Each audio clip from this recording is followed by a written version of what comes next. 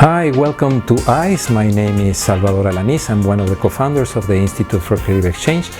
This week we're going to have a conversation with a good friend, Laura Barrón. Laura was living here in Toronto with us some years ago. Now she's living between Toronto, Mexico, and all over Latin America, developing work, exhibiting her work in different forums.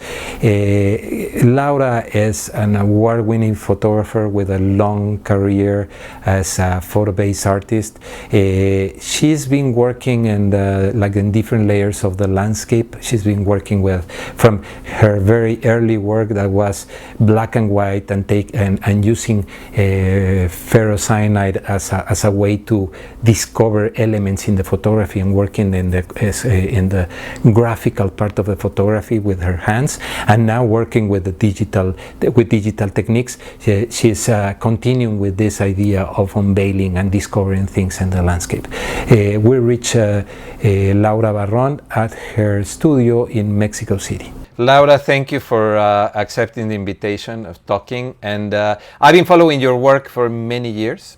And I remember your first photographs that you were using chemicals and treating the photos with chemicals to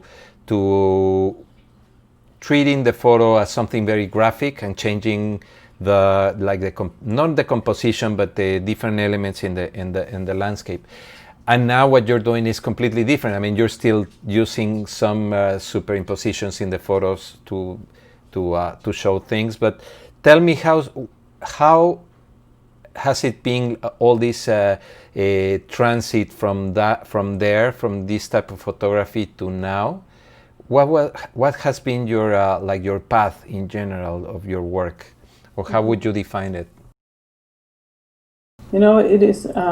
It's always interesting to look back to your work, because obviously, like, I don't know, the work you're talking about is something around like 20-something years ago. And when I was doing that work, although I knew what I was interested in exploring, that was like it was about the process very much. No, it was like really getting crazy into in the process of like manipulating the image and everything. Now that I think about it and I look back, it makes a lot of sense. Much more what I was doing. That to me, it's like I always thought that I was interested in photography not as the immediate moment, but more like constructing the image after taking the photographs, and all that process always happened in the darkroom. So it was an investigation of the process, and what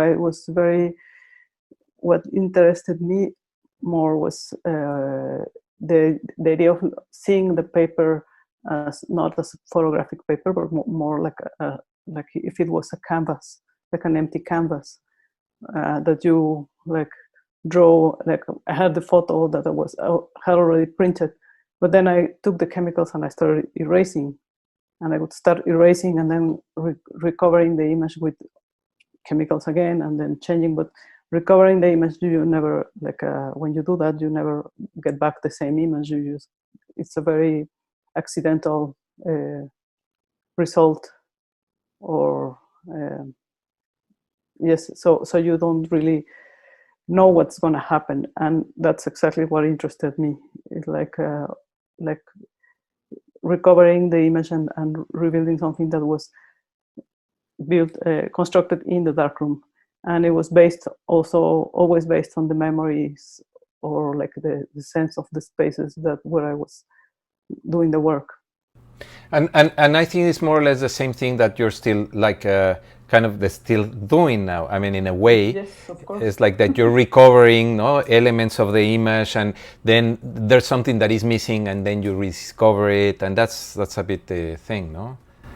Yes, I think whenever I do a presentation, I always talk about that work, because I think it's very important to make sense of what I'm doing, to understand that's how I have been bringing all these materials, like all the way of understanding photography, and bringing all these materials to what I'm doing. And the other important part of that process of the process of those black and white images. They were the way I was working at some point. They were not. They would not look like photographs anymore. Also because I was working with a very big format, so it was like more than 1 meter by, I don't know, 1 by 150 or 2 meters or something. So I was like developing with sponges, or I don't know, with It was almost like a painting, no? It was almost like a painting, no? It was almost like a yeah. And it was a very like the body gesture, like it was very much like part of the process, like painting. So but not only because of that, but also the result of the images didn't look like for us anymore. They almost lost their photographic quality, or this representative. What I mean is like this quality of photography that represents reality. So you almost could not recognize what was in the image, and it was very much like you could see more the traces of my brushes or whatever I was using. Yeah, and one thing that also I feel that stays like not something that is constant, but it's something that that I notice, and I notice this in general in your generation, in the generation of photographers that started in the 90s. I remember that at that time, Jose Antonio Rodriguez, the critic, was saying that you were in a generation where the landscape was very important. I remember that he was mentioning that over and over, and I can see that, because in a way, I mean, your work is on the landscape, and there are other photographers that also work the landscape. And so how do you feel that this thing of the landscape, and so how's the evolution of your view of the landscape in general in your work? I mean, in that time I was more interested in when I started working, it was more about being very conscious of the landscape that surrounded me, that was mostly the city, because I grew up in Mexico City, and all this contrast between, when I was traveling and like seeing any other natural landscape. So it was more about this connection to these surroundings, and there was very much. I really wanted to talk about very much of a feeling of sort of loneliness, not because I felt lonely, but it was more like the idea of being in this huge city, and you're feeling like almost no one, or not no one, but like a little dot in this gigantic landscape of the city. And then but that started changing when I because also the way I worked, very very young. I started, well, not very young, but very young in my career. I started working in residencies, so that totally changed my life. The first residency I ever did was at the BAM Center in 1999, and it totally changed my life because it was this idea of like going to a place where you have never been, and even you had proposed a project to develop, but you were there, and like getting there and like really not knowing what you were going to do. But it was kind of like I love that feeling of being in a place where I don't know anything. I have to start from zero somehow, or from scratch. But also, well, obviously, I had an idea what I wanted to do. But so my work became more of like based on the experience of traveling. So I'm just giving you a very long explanation of this. And it became very much about the experience of traveling, of like every time of displacement, of the act of displacing yourself and through the landscape. And so that very like that fact, or it just changes the way you see everything. The more you move, you are changing all the time. So my work became very much about that. And now you've been traveling to South America in general, to Latin America in general.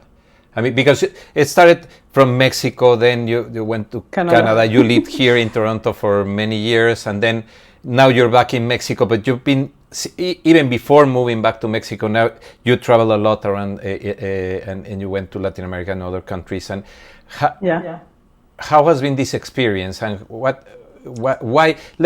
First, I think that the first question on that topic is, why going to Latin America? What was your idea when you were traveling to these specific places, or to Colombia, etc.? So, I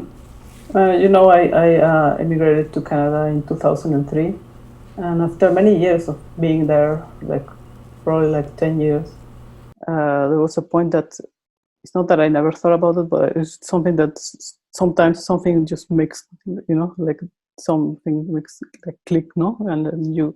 And I started thinking that it took me all the time and moving to Canada to really learn about Latin America in a different way. No, it's not like I didn't know anything about Latin America, but in a different way. I mean, because I got very, that all people, most of the people who surrounded me, or I was my closest friends, and people who in a way became sort of like a family, since my family was not there.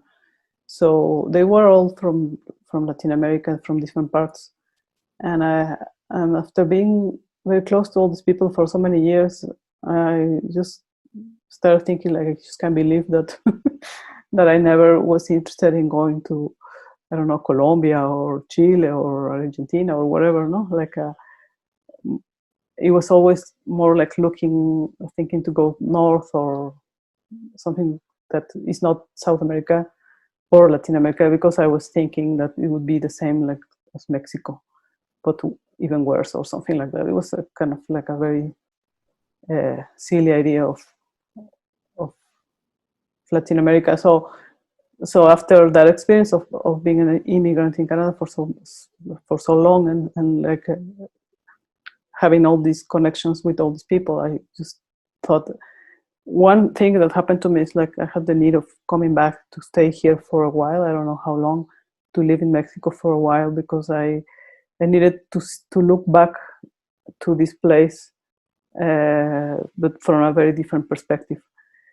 After with the experience of having been in Canada for so long, but also I just needed to go and see where my friends came from. It was very important to really understand. It was like putting a puzzle together.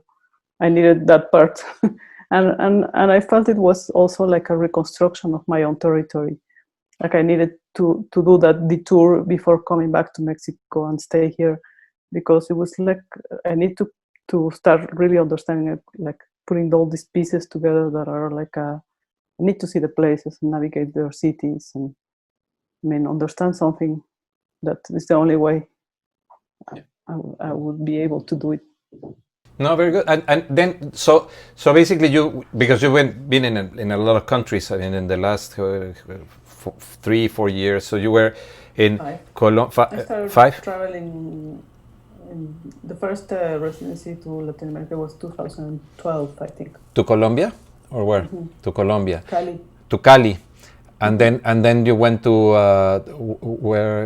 where else? You went to Argentina as well, no? You were you? Buenos Aires. Buenos Aires. I did a residency in Cali. I did the residency at Lugar a Dudas, and then I did another residency in Buenos Aires and ACE is the name of the place, and then went to Quito in a place it's called No Lugar, and then I went to Peru, to Lima, and Tupac, Centro Cultural Tupac. Doesn't exist anymore, that one. And from there, I mean, I wasn't jumping from one place to the other, but I would go to 1 or 2 residencies, go back to Toronto, and then it was going back and forth. And then I went to Santiago, Chile, and La Paz in Bolivia. That was one of my favorite places. and La Habana. Sorry, Havana. And in all of those places, you develop work. That one of the things that I like. I remember when you show the work in one of these meetings here in Toronto. You were showing a work that had a very important way of displaying, like using like the bottom of the walls and surrounding and using the corners of the rooms and establishing like almost like a route, like a path. That particular project about Quito. When I got to Quito, I mean, every time I went to arrived, I arrived in different place, a new city. It was always like, as I said before, like starting from scratch, know what I'm gonna do here. So I started navigating the city, and so when I in that particular residency, it was like a group residency, so they were taking us to different places. We were like 10 artists, and it was about the city. So we were traveling, like just doing the first week was like doing tourism in the city, and one of the first places where we went was the equator, the monument of the half of the world, el monumento a la mitad del mundo, it's called, and then they took us to a second monument or second site that's like for the El Ecuador, no? And then they told us that, but really both of them were not really placed in or built in the real half of the world. So I thought that was the geographic equator, no? Like an Yes, like if you use your GPS, it would not give you the 000 coordinates. And then I have a friend who told me that there was a place where you could really be there, not like where you could see or stand on the equator line.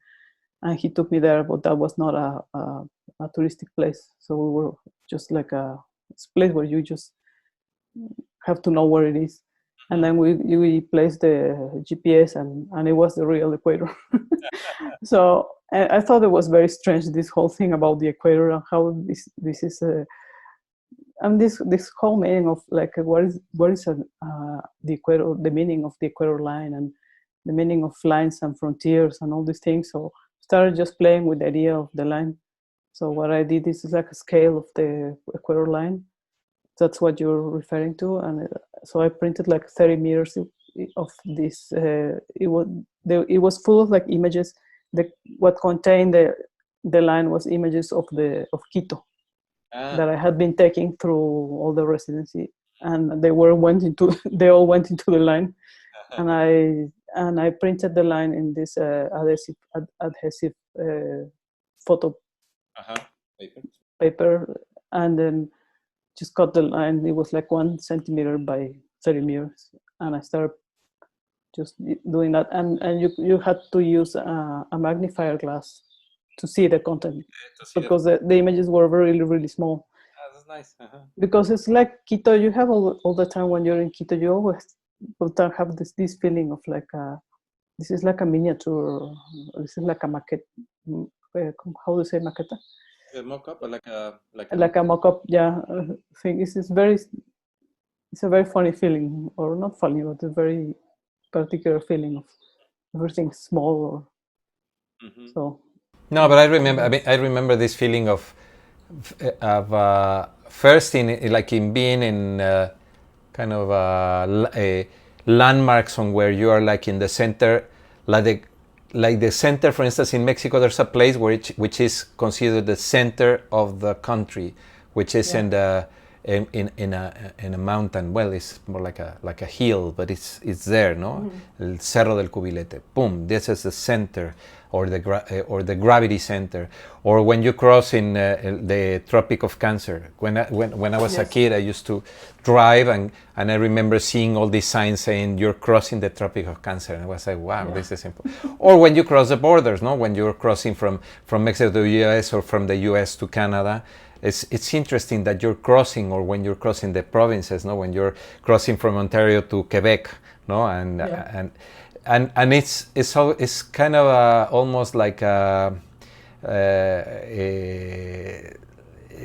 there are lines that they're kind of arbitrary in a way, no? Because you say, they totally feel arbitrary. Yeah, and it's always interesting, no? That. And I was always, I mean, they said the whole idea of the monument of half of the world, it was so funny, kind of ridiculous somehow. And I thought about like stealing, like another part of the project was like a plan for stealing the monument and bringing it to Canada. So and turn the entire Americas into, like, I mean, from Canada to the south, everything would be south. Everything would be South America. That's good. So, well, it's like the Argentinians that turned the map around, no, upside down. When you were discovering this, are the project of the pools part of the same thing, or what, of the trips, or what? Yeah, I mean, it's part of like this long-term project that was like doing my super long detour through Latin America and the Caribbean. And I thought I had to go to Havana, since it's a very important place in the history of Latin America. But it was different because I had a relation with Cuba. Like it was not like the other places that I never had. Colombia was my first time. All the places were my first time. But in Cuba, I had a relationship because my sister married a Cuban in 1992 or 91, I think. So that was the first time I went to Cuba.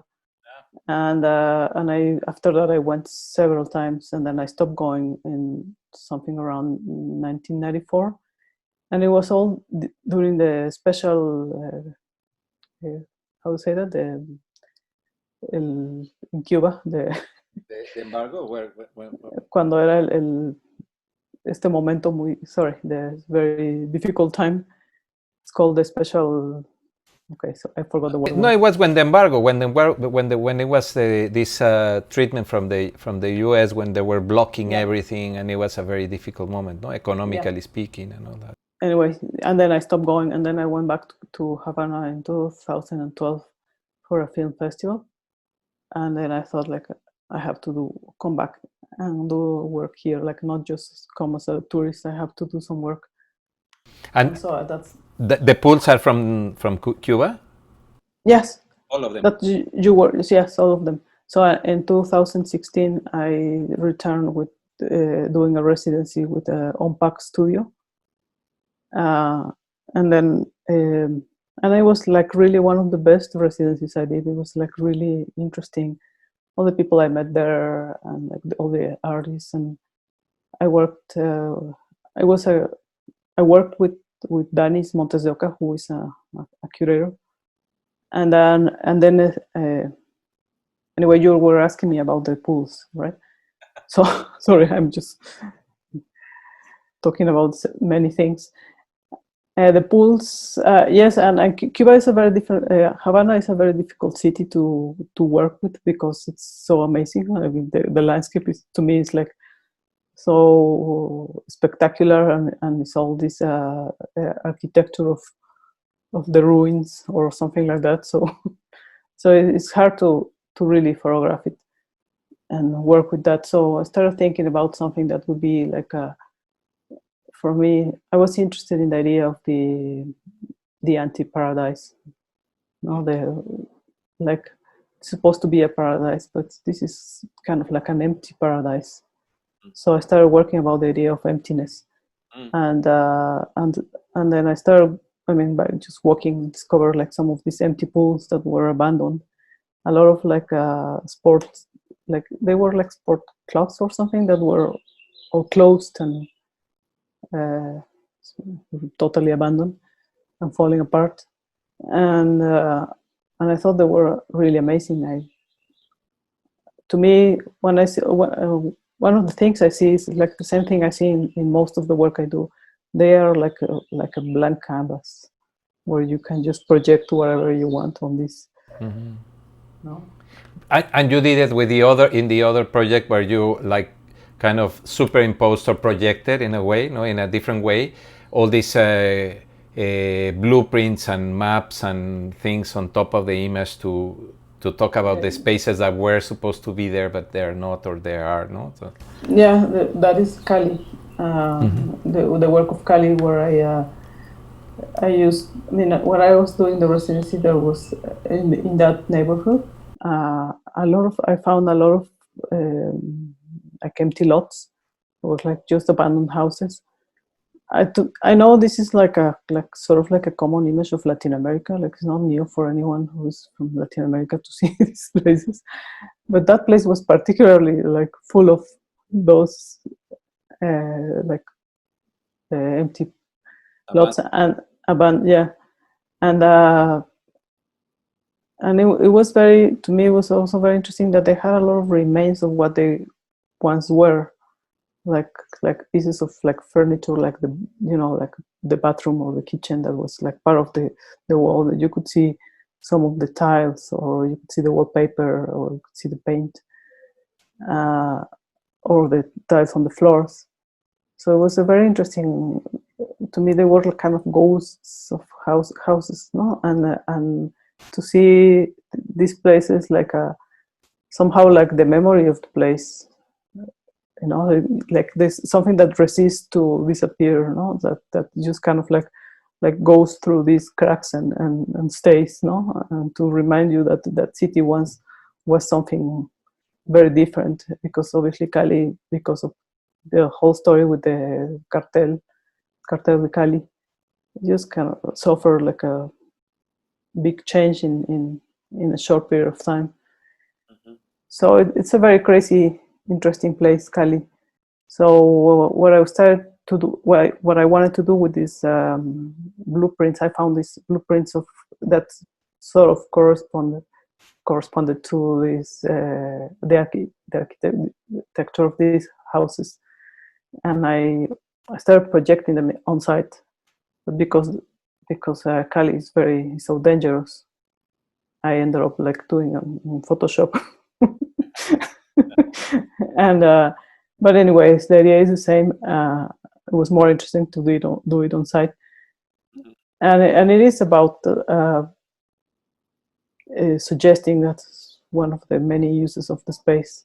That would be, to me, those spaces where I wasn't interested in the ruins. I was interested in the traces of what is not there, what is missing, and what you can project. It has just a lot of potential for doing whatever. And to me, it's again like a white canvas where you can just and this thing of the traces, and that takes me to the other project, which is a very personal project, that is the ashes project that you did.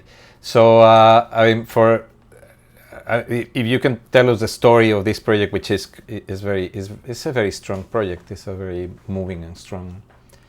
This idea of something I had in my mind for several years, because a friend of ours, David Miller, worked with ashes in other projects.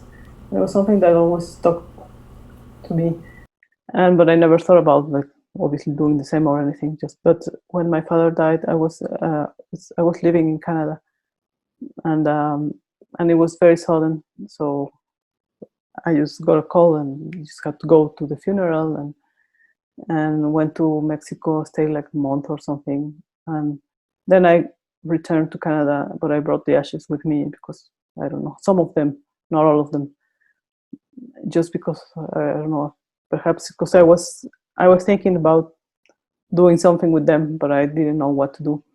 And then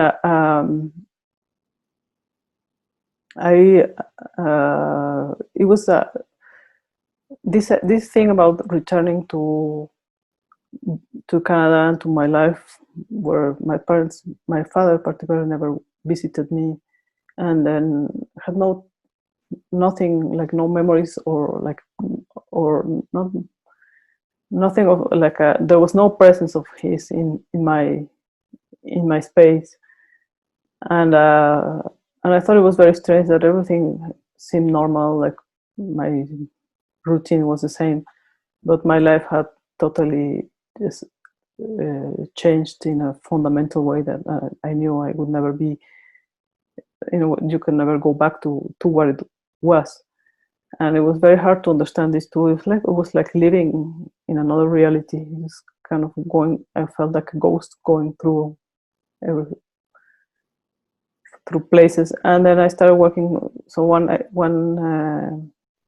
idea or way of dealing with this, I started working with the ashes. I took a lot of the work, past work of the other series I have, but also a lot of work that I have, the photos that I had been taken from the airplanes every time I traveled from Canada to Mexico in all the years that I lived in Canada. So I used the photos and I placed the ashes on top of the landscape with the idea of reconstructing a new landscape based on something. It was like a history already built on top of something.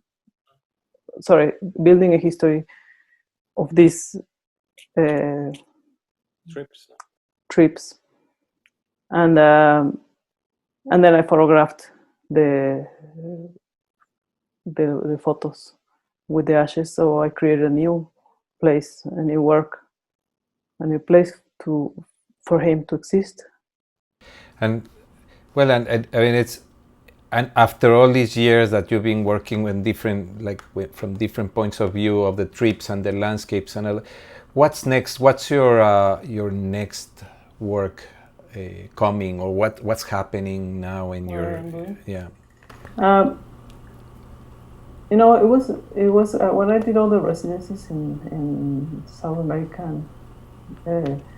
I was at some point, instead of just flying from one place to the other, started taking buses, like traveling by land, and taking a very long time to get to places. But it was very, very interesting to go through places. And then I thought I just have to do the other part of this work, because the residencies, all this, the absentia is the work. It was about the destiny, you know, like no destiny, destination, the place where I was, the places where I was going, and it was about staying in a place and sort of navigating the cities and working about that. And so what I started thinking was, I want to do the opposite. Like, I want to do the work that it's about going through, getting to these places, no, going through all these territories and crossing borders and getting a lot of, I don't know, like doing work about what it means to do this. So that's what I am doing. Okay, that's what I was trying to do before the COVID. And now you're confined as many people, like, no? And now I'm just not doing it and trying to do it from here. Yeah, well, very good. With people working with people who are there, and it's kind of like emissaries. Thank you very much, Laura, and thank you for the time, and thank you for the work. And we're very honored to have you on our website, and hopefully we will talk again soon. Well, I really hope that you enjoy this conversation, and if you like this work and you want to know more, and if you want to acquire some of these pieces, we have special editions of any of the pieces of these artists at the ICE photography shop. This is the address, icestore.me, and if you have any questions, please feel free to contact us at exchange@iceamericas.org. And soon we're going to have also a collaboration workshop, so stay tuned and hope to see you soon.